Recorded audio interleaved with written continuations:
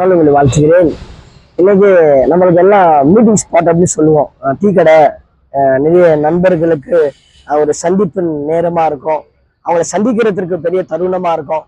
ஆனா என்னுடைய personal life, என்னுடைய பர்சனல் வாழ்க்கையில சந்திப்பதற்கு ஒருவர் உன்னதத்திலிருந்து வந்தார். வசனம் லூக்கா 1:78-79 ரொம்ப அழகான ஒரு வசனமா இருக்குது. என்னுடைய வாழ்க்கையெல்லாம் ரொம்ப பாவமாய் நிறைந்திருக்கிற சாபமாய் அநேக தருணங்களில அது ரொம்ப சொல்ல முடியாத அளவுக்கு ஒரு பாவ சூழ்ந்த ஒரு வாழ்க்கை. ஆனா இதை சந்திப்பதற்காக அருளுதயம் போல இயேசு கிறிஸ்துவானவர் என்னை சந்திப்பதற்காக அவர் விண்ணுலகத்தை விட்டு இந்த மண்ணுலகத்துக்கு வந்தார்.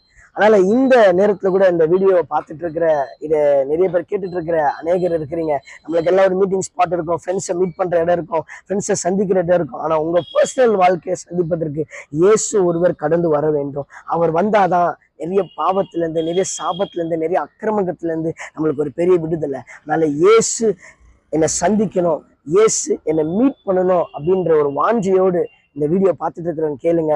இயேசுப்பா உங்களை சந்திப்பாரு. இயேசு கிறிஸ்து நாமத்தினால் உங்களை வாழ்த்துகிறேன். ஆமென்.